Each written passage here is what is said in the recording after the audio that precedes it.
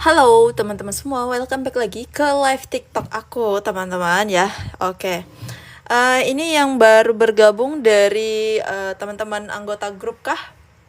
Gimana soal kuisnya hari ini guys? Gimana soal kuisnya hari ini? Soalnya gampang atau sulit atau sedang-sedang aja? Yang teman-teman anggota grup, gimana soal kuis hari ini? Itu ada 3 soal ya. Yang soal ketiga harusnya udah di-share. Malam Kak, malam juga Kak Mama Dia. Meragukan Kak, Bidan Sufi. Oke. Untuk materi terkait perhitungan TFU terhadap usia kehamilan ya teman-teman, nanti aku share ya. Itu kalau nggak salah tadi di soal nomor 1 teman-teman. Yang McDonald itu. Oke, sampai menunggu teman-teman yang lain, ini baru bergabung sekitar 38 orang ya. Sampai menunggu yang lain, boleh di tap-tap layarnya dan juga boleh di-share link live TikTok aku ke sosmed kalian ataupun ke teman-teman kalian supaya mereka bisa belajar bareng kita. Oke teman-teman ya, silahkan dijawab ya, ini soal nomor 1 teman-teman. Oke, ini masih semangat nggak nih? Malam, semangat banget hari ini aku. Aku juga semangat Kak Erma, karena kenapa nih Kak Erma? Semangat banget ya, harus semangat selalu ya teman-teman ya. Aku juga lagi semangat-semangatnya nih. Semangat kerja, semangat nge-live ya semuanya teman-teman. Biar kalian semua lulus P3K ya teman-teman ya. Dan semoga juga waktu ujian nanti soal-soalnya kalian dapat yang gampang, terus bisa dijawab juga ya teman-teman ya. Dan kuncinya satu, harus fokus waktu ngerjain ya. Seperti itu. Dan carilah soal yang gampang dulu. Jadi kalau ngerasa kalian baca 1 kali aja ya, nggak perlu 2 kali. Baca sekali kalau kalian ngerasa nggak paham sama soalnya, langsung tinggalin. Jangan kalian stuck di soal itu aja, karena waktunya berjalan terus teman-teman. Kayak gitu sebenarnya tips and triknya ya teman-teman ya. Oke, jadi kalau soalnya panjang kayak gini waktu ujian, itu pasti soalnya panjang ya waktu ujian. Tahun lalu seperti itu juga. Kalian langsung aja tembak ke pertanyaannya. Nah, pertanyaannya itu apa? Apakah tindakan yang dilakukan pada kasus tersebut? Kita cari dulu nih, kira-kira kasusnya apa ya. Oke, di sini dia keluhan G1 P0 ya. Dia keluhannya nyeri perut tembus ke belakang, keluar lendir campur darah melalui jalan lahir. Berarti kita berpikir di sini usia kehamilannya 38 minggu ya. Kemungkinan ada tanda-tanda infartu, teman-teman. Kemudian kita lihat hasil fisiknya. Itu adalah TFU ya. TFU-nya itu 35 cm. Ini puki ya, teman-teman ya. Puki punggung kiri. Ini kayaknya typo deh. Puki itu punggung kiri, kemudian kepala masuk PAP ya, dan penurunan kepala 1/5 teman-teman. Kemudian DJJ itu 144 kali per menit, kontraksi 4 kali itu dalam setiap 10 menit, lamanya 45 detik. Hasil VT ya, hasil VT itu ditemukan perineum elastis, tulang panggul tidak menonjol, pembukanya udah 10 teman-teman. Pembukanya itu 10 cm, tapi ketubannya belum pecah ya teman-teman ya. Kemudian ini UKK ya teman-teman ya. Ubun-ubun kecilnya itu adalah kanan depan teman-teman ya, tidak teraba bagian kecil-kecil janin. Nah, kira-kira apa yang bisa dilakukan oleh seorang bidan teman-teman? Anjurkan untuk mengejan, apakah sudah boleh ya? Ini udah buka 10 nih, apakah udah boleh yang teman-teman yang A untuk mengejan? Belum ya teman-teman ya, karena kepalanya itu masih tinggi nih, penurunan kepalanya itu 1/5 ya, seperti itu. Nah, kemudian berikan makan dan minum. Kemudian kolaborasi untuk pemberian oksitosin. Oksitosin nggak perlu ya, karena hisnya bagus dari sini. Kemudian yang D, jelaskan kepada ibu hasil pemeriksaan. Yang E, anjurkan untuk teknik relaksasi napas dalam teman-teman. Oke, jadi tindakan yang dilakukan oleh bidan kan ya udah diperiksa semua ya teman-teman ya, udah diperiksa pemeriksaan fisiknya, VT segala macam ya. Nah, maka tindakan selanjutnya itu adalah apa teman-teman? Apa nih? Menjelaskan hasil pemeriksaan ya. Kemudian didapatkan bahwa ketubannya belum pecah, maka udah pembukaan 10 ya. Jadi saran yang baik ya, habis dijelaskan itu dilakukan amniotomi teman-teman ya, seperti itu. Jadi untuk soal nomor 1 jawabannya adalah yang D. Oke, sekali lagi aku ingetin seperti biasa ya, kalau misalnya nonton live aku, silahkan disiapin kertas kecil ataupun coret-coretnya ya teman-teman ya, untuk melihat Kira-kira nanti benar berapa dan salah berapa. Lanjut ya ke soal nomor 2. Thank you Kak Revi Dewa atas mawarnya ya. Thank you juga Kak Metri. Waduh, mawarnya 3 tangkai ya. Lanjut ya ke soal nomor 2 guys. Kita langsung baca ke pertanyaannya, apa intervensi kebidanan pada kasus tersebut? Nah ini kayaknya kurang lebih sama seperti tadi ya. Tapi ini bedanya tadi pembukaannya 2 cm ya. Kalau tadi itu kan 10, sekarang 2 cm. Oke, jadi dia G1 panel A0 ya. Gestasinya 38 minggu. Keluhannya nyeri perut, keluar lendir darah ya. Kemudian itu TFU 33 cm. Kemudian puki, kepala masuk PAP, dan penurunan kepala 3/5, DJJ 144. Kemudian his 2 kali setiap 10 menit dan lamanya 20 detik. Ya, oke. Kemudian hisnya masih belum teratur ya teman-teman ya. Ini durasinya masih 20 detik guys. Kemudian dan juga masih 2 kali teman-teman. Saat VT ya teman-teman ya, saat VT itu perineum elastis, tulang panggul tidak menonjol ya, pembukaannya 2 cm, ketuban belum pecah. Nah ini kan pembukaan masih 2 cm ya teman-teman ya, jadi tidak disarankan amniotomi. Dilakukan amniotomi apabila sudah pembukaan lengkap seperti itu, dan hisnya juga teratur ya. Nah ibu mengeden juga bukan ya, yang D juga bukan, karena di sini pembukaannya 2 cm guys. Kayaknya tadi ada yang jawab D deh. Oke, jadi apa nih? Kita lihat keluhannya adalah nyeri pada perut tembus ke belakang ya. Kemudian ini masih pembukaan 2G1 lagi. Pasti lama banget ya. Pasti ibunya capek. Dan bahkan nanti bisa negative thinking nih kalau terlalu lama. Maka jawabannya itu adalah yang mana teman-teman?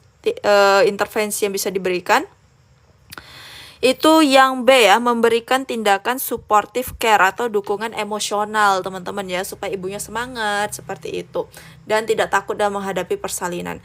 Kalau yang A, anjurkan posisi tidur telentang, ini nggak boleh ya, karena nanti berpengaruh sama nilai DJJ-nya teman-teman. Oke, untuk soal nomor 2 jawabannya adalah yang B.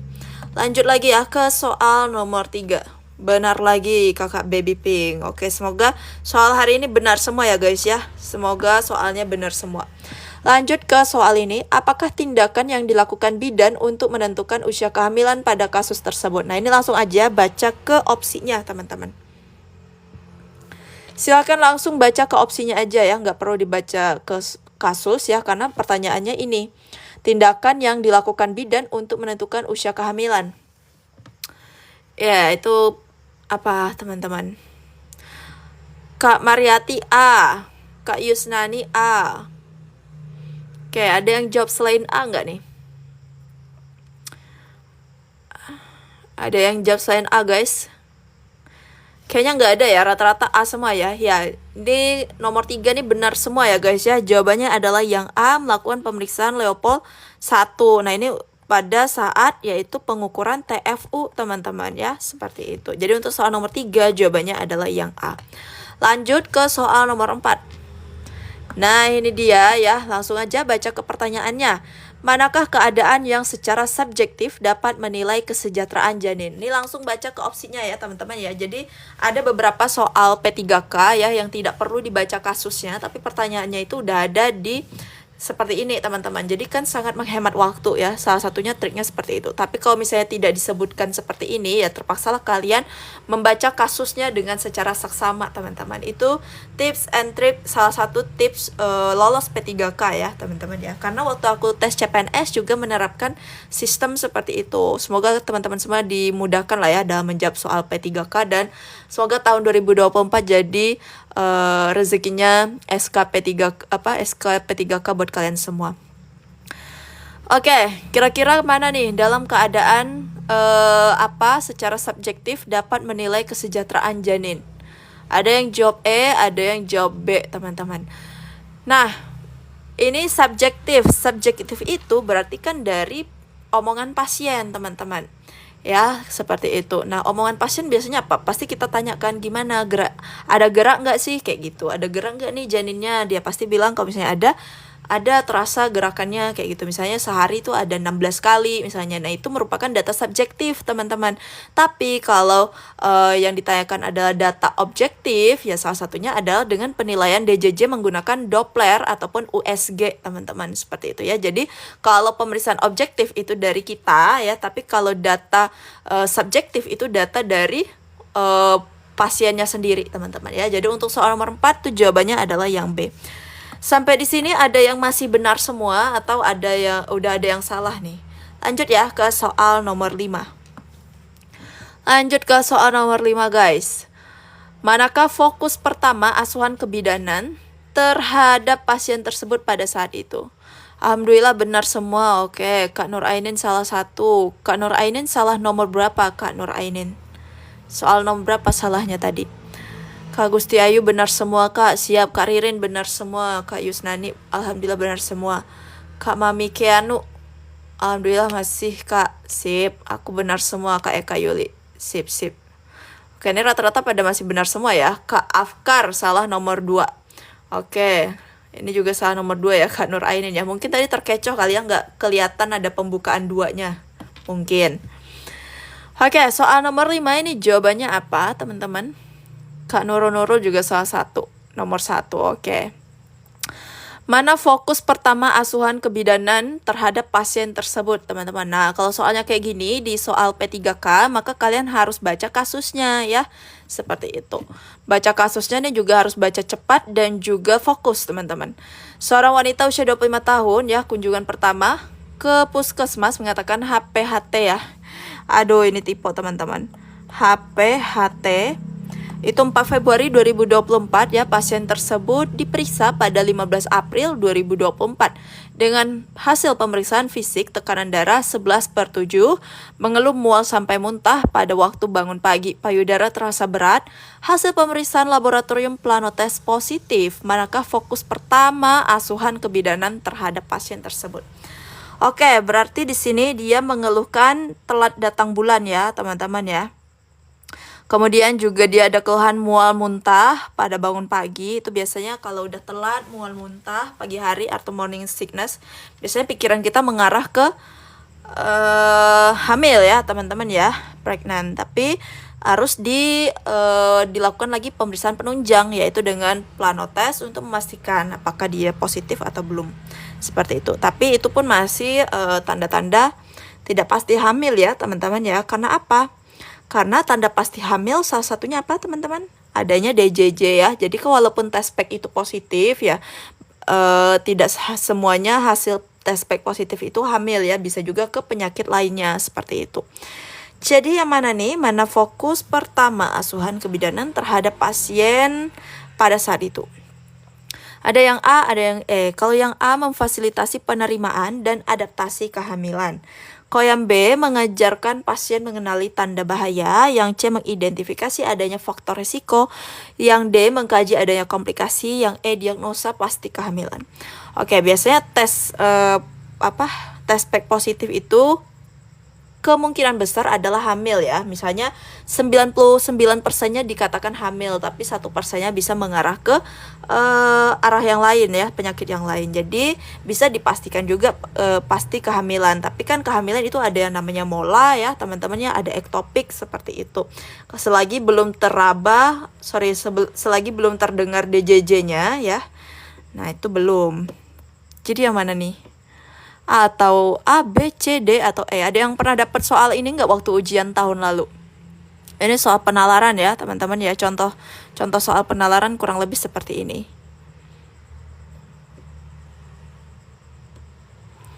Ya, jawabannya adalah yang A ya, teman-teman ya. Memfasilitasi penerimaan dan adaptasi kehamilan seperti itu ya. Jadi ini dia masih dikatakan suspek ya, teman-teman ya. Takutnya nanti hasilnya positif atau dia hamil anggur, mola ya, teman-teman ya, seperti itu.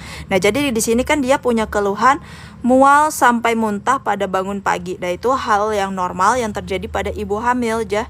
Jadi dia emang harus beradaptasi dengan kondisi seperti ini. Jadi untuk soal nomor 5 ya, jawabannya adalah yang A. Tumben banget masih bener.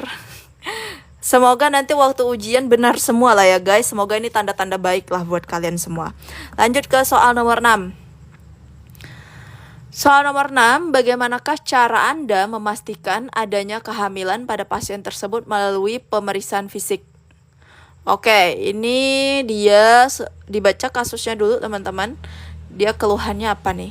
Usia 27 tahun ya, G2P1A0, ke poliklinik bidan pertama kali karena sudah 3 bulan tidak haid dan menganggap dirinya hamil. Pasien mempunyai riwayat haid tidak teratur setelah menggunakan alat kontrasepsi pil. Oke, gimana cara kita memastikan adanya kehamilan pada pasien tersebut melalui pemeriksaan fisik? Oke, ada yang A, ada yang B. Kalau udah ada DJJ-nya, pasti itu tanda pasti hamil ya. Udah ada DJJ, udah ada gerakan janin, seperti itu. Jaringan aku jelek, Kak. Oh iya, jelek. Kalau misalnya ada yang terganggu, misalnya suara aku nggak ada, ataupun jaringan videonya tiba-tiba putus-putus, teman-teman boleh keluar sebentar dari live TikTok aku, terus gabung lagi ya. Biasanya nanti kalau udah keluar, gabung lagi, biasanya bagus itu. Tapi dipastikan lagi jaringannya tetap stabil ya teman-teman ya. Jawaban terbanyak adalah yang A. Kita lihat ya, yang benar yang mana nih? Ada yang A, ada yang B nih. Ada yang A, ada yang B. Oke, jadi fokus lagi baca ke soalnya, fokus teman-teman ya. Ini karena jawabannya masih terpecah nih, belum nyatu. Fokus lagi ke pertanyaannya. Pertanyaannya itu adalah bagaimana kita memastikan adanya kehamilan pada pasien tersebut melalui pemeriksaan fisik. Oke, pemeriksaan fisik itu bisa dengan salah satunya palpasi ya teman-teman ya, palpasi, kemudian Doppler ya, segala macam teman-teman. Nah, tapi di sini usia kehamilannya adalah 3 bulan ya. 3 bulan kan belum bisa didengarkan DJJ-nya teman-teman, tapi baru bisa diraba balot temen. Jadi kalau dirasa ada balot temen, ya itu kemungkinan dia hamil seperti itu. Jadi untuk soal nomor 6 jawabannya adalah yang A. Kecuali kalau misalnya dia usia kehamilannya 4 bulan ya, itu biasanya udah ada DJJ-nya untuk yang 4 bulan. Seperti itu. Jadi untuk soal nomor 6 jawabannya adalah yang A. Lanjut ke soal nomor 7. Ini kayaknya pada benar semua deh nanti. Ini kayaknya tanda-tanda benar semua lah ya waktu ujian. Tapi nanti kita buktiin di tryout akhir bulan ya guys ya. Berapa skor kalian. Apakah jangan-jangan rata-rata bisa dapat skor 450. Kita buktiin nanti di tryout akhir bulan ya. Jadi tungguin aja soal tryoutnya di grup Telegram. Jadi jangan sampai kalian gak ngerjain soal tryout. Itu rugi banget ya teman-teman ya. Rugi banget kalau nggak dikerjain soal tryout yang ada di grup Telegram, karena itu aku bikin sendiri soalnya dan juga aku sesuaikan dengan soal-soal tahun lalu yang udah ujian P3K, kemudian juga sesuai kisi-kisi dari BKN-nya sendiri. Kalau mau gabung grup Telegram gimana Kak? Silahkan nanti di akhir live ya aku kasih tahu gimana gabung ke grup Telegram. Ya, jadi teman-teman yang mau gabung ke grup Telegram boleh banget. Dan buat kalian yang misalnya baru nih, member baru mau gabung, apakah masih bisa ikutan tryout sebelumnya, materi-materi sebelumnya, kuis-kuis sebelumnya, itu bisa banget teman-teman, tetap bisa diakses kok walaupun kalian baru bergabung nih. Karena sekarang untuk D3 bidan terampil ya, D3 bidan itu grupnya sekitar 600 orang ya. Lebih banyak daripada bidan ahli pertama teman-teman.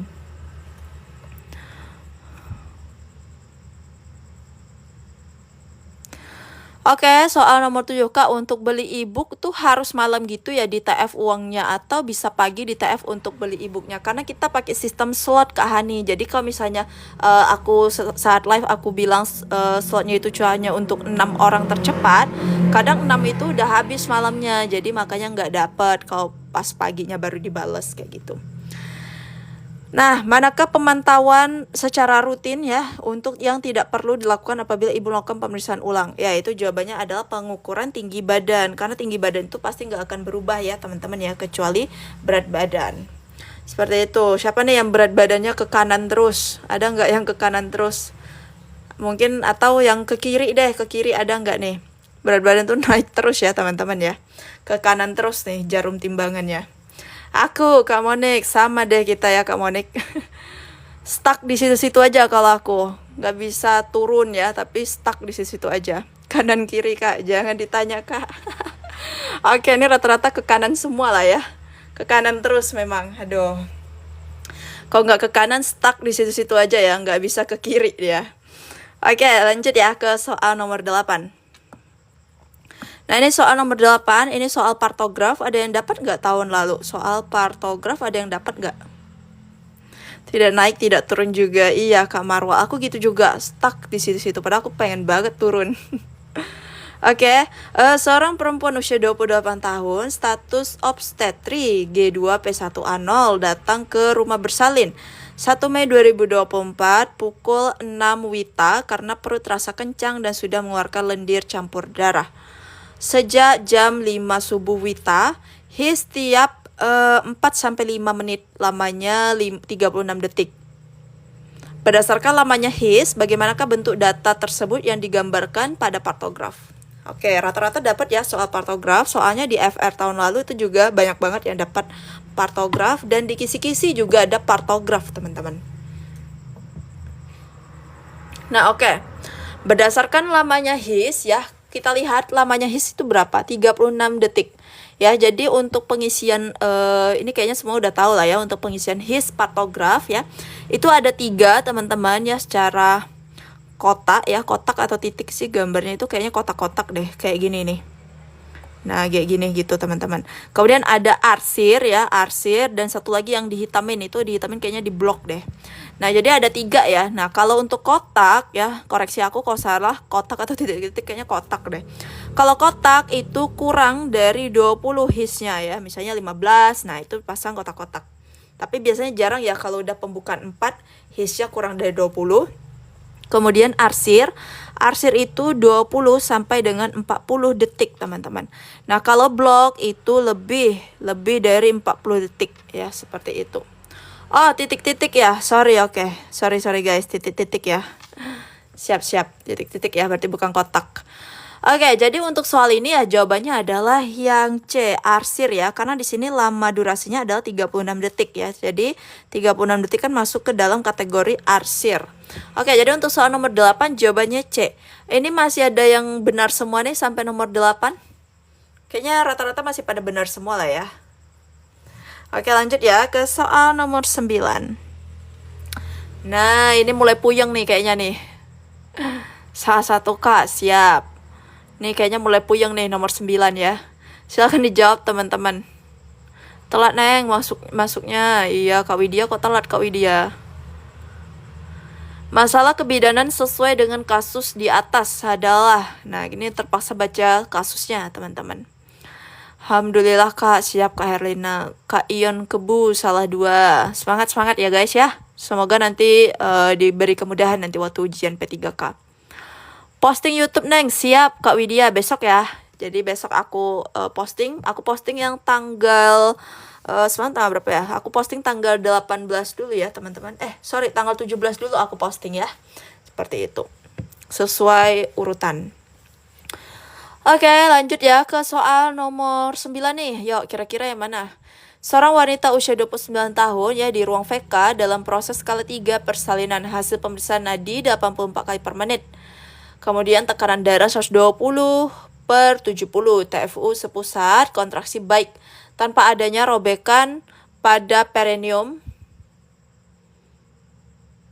Fraktur, ini bukan ada tanpa ya, ada robekan pada perineum, yaitu fraktur derajat 2 dan keluar darah melalui luka.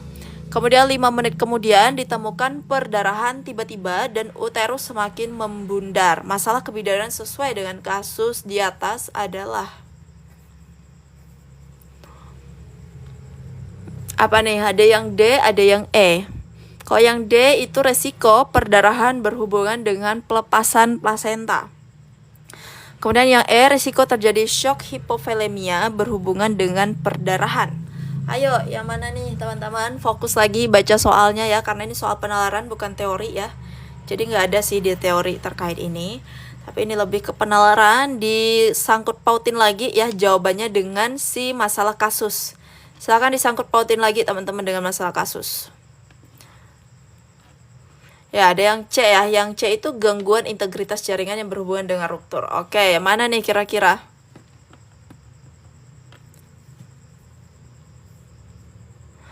Kak Anita, Kak tahun lalu aku selalu SS soal-soal kakak, ya Allah jadi teringat suasana belajar tahun lalu. Alhamdulillah lulus, semangat congrats ya Kak Anita ya.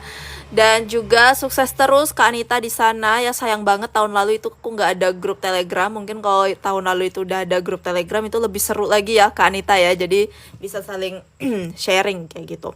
Dan juga semoga teman-teman yang lain bisa menyusul Kak Anita ya di tahun 2024 ini. Amin guys.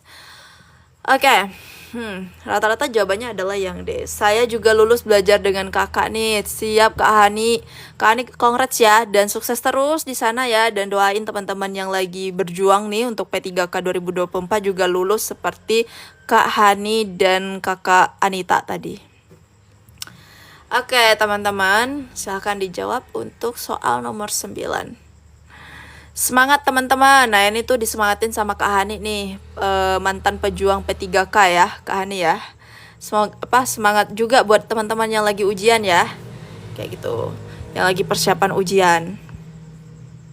Kalau mau gabung ke grup Telegram gimana Kak? Nanti di akhir live ya, habis ini aku kasih tahu gimana cara gabung.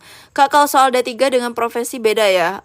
Sebenarnya rada mirip, cuman beda tipis aja kayak gitu. Ada beberapa di profesi yang ada, tapi di D3 itu nggak ada. Jadi ada beberapa tambahan sedikit di profesi. Aku baca sesuai dengan kisi-kisinya ya. Nah, jadi di sini itu keluar luka ya, perdarahan ya. Pastinya dia mengalami perdarahan nih, apalagi derajat 2, yaitu kalau tidak di hekting kan darahnya tuh keluar ya dari luka. Kalau nggak di hekting itu bisa darahnya keluar terus, nggak berhenti-berhenti ya teman-teman ya, seperti itu. Nah kemudian nih resiko perdarahan juga. Kemudian ya ditemukan juga adanya perdarahan tiba-tiba, uterus semakin membunar. Ini biasanya tanda-tanda pelepasan plasenta ya teman-teman ya. Tapi pelepasan plasenta ya, itu setelah pelepasan plasenta itu ada resiko ya terjadinya atonia ya. Makanya habis lahir plasenta itu cek dulu kelengkapan plasenta ya. Kalau misalnya udah lengkap, untuk memastikan tidak ada perdarahan dari sisa plasenta. Kemudian baru masa seuterus untuk mencegah perdarahan, seperti itu. Nah masalah kebidanannya itu adalah karena di sini kan ada 2 kasus ya, yaitu ruptur dan juga perdarahan tiba-tiba saat pelepasan plasenta. Maka jawabannya adalah yang mana teman-teman? Yang E ya, resiko terjadi shock hipovolemia yang berhubungan dengan perdarahan. Nah ini tuh maksudnya resiko. Resiko itu bukan berarti dia bakalan terjadi shock, tapi antisipasi teman-teman ya, yang bakal terjadi ke depannya, seperti itu. Jadi untuk soal nomor 9 jawabannya adalah yang E. Lanjut ya ke soal yang terakhir. Sampai soal nomor 9 tadi ada yang masih benar semua atau udah mulai salah nih? D juga resiko Kak, iya, tapi kalau yang D ini kan lebih ke plasenta ya. Sedangkan masalahnya ini ada 2, ada ruptur ya, ruptur perineum, dan juga si bagian pelepasan plasentanya, seperti itu. Kak Baby Pink udah mulai salah Kak, biasa lah itu ya teman-teman ya. Yang penting salahnya nggak banyak, nggak sampai jangan sampai cuman bener 1 ya teman-teman ya, kebangetan banget itu. Oke, soal nomor 10 yang terakhir nih. Kira-kira apa jawabannya? Apa tindakan kebidanan yang tepat diberikan pada pasien tersebut? Seorang wanita usia 25 tahun ya dirawat di ruang nifas setelah melahirkan 26 jam yang lalu. Keluhan yang dirasakan sekarang adalah merasakan nyeri dan kembung di perut. Dari hasil observasi pasien tersebut kurang mobilisasi. Oke, kira-kira tindakan bidan yang tepat diberikan pada pasien itu apa teman-teman?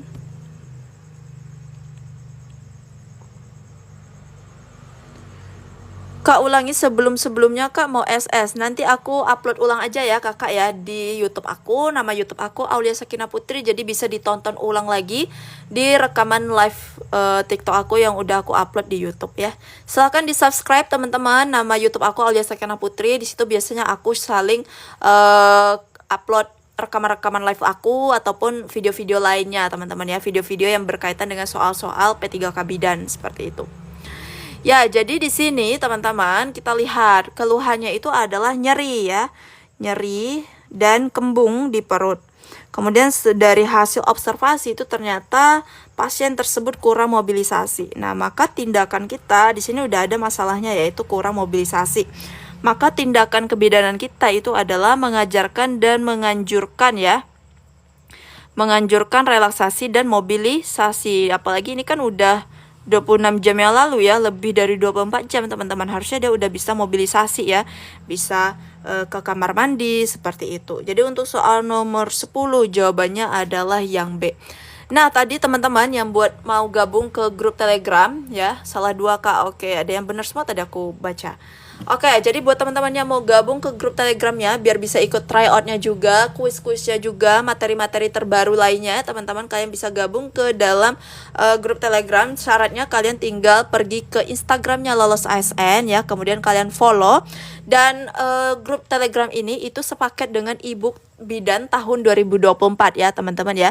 Jadi harga normalnya itu adalah 120.000, tapi karena setiap live aku adain promo ya, walaupun promonya terbatas sih, hanya untuk 6 orang aja, khusus malam ini ya, ada potongan 20.000, jadi dari 120.000 jadi 100.000 aja. Nah, caranya gimana? Kalian tinggal pergi klik link WhatsApp admin di sini, nanti bakalan dibalas oleh admin satu persatu. Ini link untuk order ebook plus gabung ke dalam grup Telegramnya teman-teman, seperti itu ya. Jadi yang gabung ke grup Telegram kita itu udah banyak banget, terutama yang D3 terampil ya. Kemudian untuk grup Telegram itu berlaku sampai kalian ujian ya teman-teman, dan ebooknya itu berlaku seumur hidup. Jadi 100.000 aku rasa murah banget itu ya. Setiap hari Senin sampai dengan Sabtu kalian udah dapat soal kuis, sehari ada 3 kali kuis, kemudian itu pembahasan secara video semuanya teman-teman. Kemudian setiap akhir bulan itu juga ada tryout dan pembahasan tryout dengan video teman-teman ya. Jadi udah murah banget, dan itu kuis-kuisnya berjalan, tryoutnya itu berjalan sampai kalian selesai ujian P3K. Jadi udah semurah itu teman-teman ya. Jadi silahkan buat kalian yang mau order, klik aja link ini ya teman-teman ya. Saya tidak ada aplikasi Telegram, silahkan di download dulu ya Kak Atta Rauf ya, di download dulu aplikasi Telegramnya di Play Store ataupun di App Store ya, seperti itu. Nah, buat kalian yang mau order silahkan aja klik link WhatsApp admin di sini, nanti bakal admin balas satu persatu. Dan slotnya malam ini hanya untuk 6 orang tercepat aja, jadi silahkan digercep-gercepin ya, jangan sampai kehabisan. Karena kalau udah kehabisan itu harga kembali ke normal, yaitu 120.000 aja teman-teman. Khusus malam ini 6 orang tercepat itu 100.000 aja ya. Sudah Kak, centang 1. Oke, nanti bakal dibahas oleh admin. Oke teman-teman, besok kita lanjut live lagi jam 19.00 waktu Indonesia Barat ya, seperti itu. Dan ya thank you banget yang udah gabung, yang udah like dan juga share, dan juga yang udah ngasih gift. Thank you so much buat partisipasi kalian, dan sampai jumpa besok. Kalau misalnya aku ada salah kata, aku mohon maaf. See you next video. Sampai jumpa di live besok. Bye bye.